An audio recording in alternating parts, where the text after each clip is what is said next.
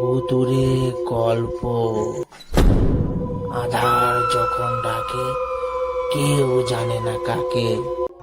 শুরু হচ্ছে ভুতুরে গল্পের 46 নম্বর এপিসোড। দেখতে দেখতে চলে আসলাম 50 নম্বর এপিসোডে। আর মাত্র 4টি এপিসোড রয়েছে। তারপর আমাদের 50 নম্বর এপিসোড। সকলকে অসংখ্য ধন্যবাদ জানাচ্ছি এরকমভাবে পাশে থাকার জন্য। আশা করছি আজকের এপিসোডটি আপনাদের ভালো লাগবে। আমি কুশল আছি আপনাদের সঙ্গে। শুরু হচ্ছে ভুতুরে গল্পের 46 নম্বর এপিসোড। লাইক করবেন, কমেন্ট করবেন, সাবস্ক্রাইব করবেন এবং পাশে থাকবেন ভুতুরে গল্পের এভাবেই। চলুন যাওয়া যাক আজকের ঘটনায়। এই ঘটনাটি ঘটেছিল আমার নানা ভাইয়ের সঙ্গে। নানা ভাই ছিলেন একজন রিক্সা চালক। তিনি বেশি টাকা আয়ের জন্য প্রতিদিন রাতে রিক্সা নিয়ে সারা রাত রিক্সা চালাতো। রাতে ভাড়া বেশি পাওয়া যেত, তাই সে রাতে বের হতো।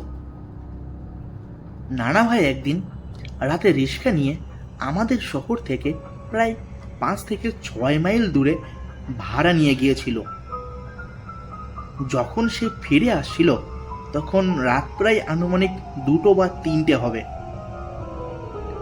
নানা ভাই যে রাস্তা দিয়ে আসছিল সেটা ছিল মাটির কাঁচা রাস্তা। রাস্তার দুপাশে সারি সারি খেজুর গাছ। চারদিকে সবকিছু যেন নিস্তব্ধ, কোথাও কোনো মানুষ নেই। নানা ভাই তার রিক্সার নিচে ঝুলিয়ে রাখা হ্যারিকেনের আলোয় পথ চলছে। হঠাৎ পিছন থেকে কে যেন ডাক দিল, ওই রিক্সা থামাও, আমাকে নিয়ে যাও। নানা ভাই রিক্সা থামিয়ে পিছনে তাকিয়ে দেখেন একটা সাদা লম্বা লোক জুব্বাওয়ালা তার দিকে আসছে। নানা ভাইয়ের সামনে এসে জিজ্ঞাসা করলো, ভাই, সামনে একটি কবরস্থান আছে, আমি সেই কবরস্থানের খাদেম। আমাকে যদি ওই কবরস্থানের গেটে নিয়ে গেলে আমার খুব উপকার হতো।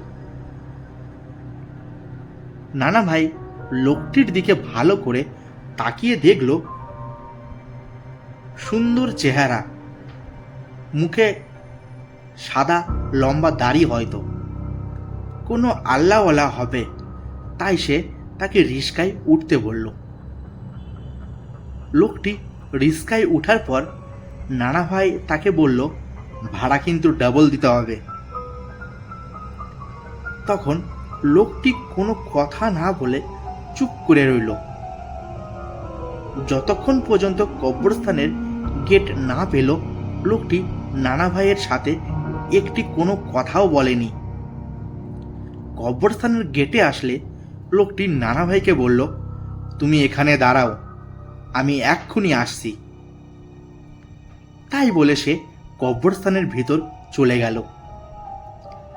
কিছুক্ষণ পর একটা বস্তায় কি যেন নিয়ে ফিরে এলো। নানা ভাইকে বলল, তুমি আমাকে যেখান থেকে নিয়ে এসেছো সেখানে রেখে আসো।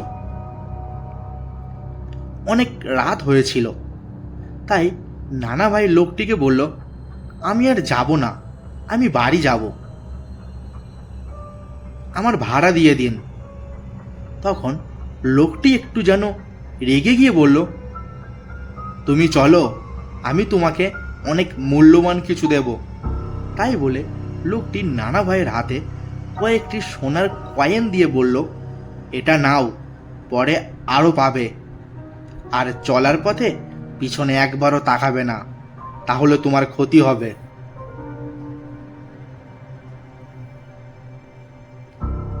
নানা ভাই কিছুটা মনের মধ্যে ভয় অনুভব করতে লাগলো। তারপরও নিরুপায় হয়ে লোকটিকে রিক্সায় বসিয়ে গন্তব্যস্থলের দিকে যেতে লাগলো।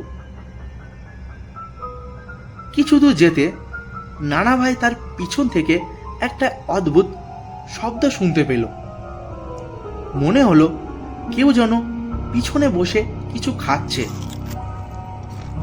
সে আওয়াজটা অন্যরকম। নরম, হাড় চিবালে যেমন শব্দ হয়, গরমর গরমর করে এমন একটা আওয়াজ নানা ভাই শুনতে পেল।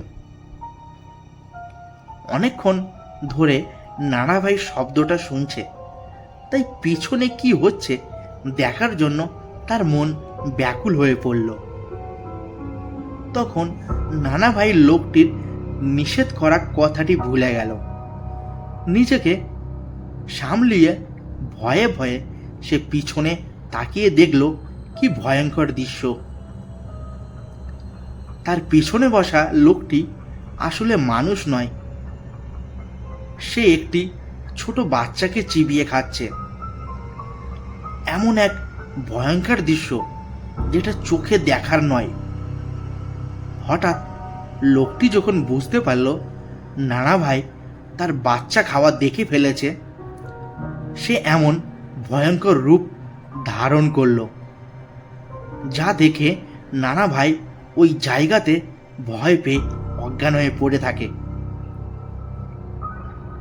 রাত শেষ হলে ওই এলাকার কিছু মানুষ নানা ভাইকে হসপিটালে ভর্তি করে খোঁজ নিয়ে আমাদেরকে জানায়।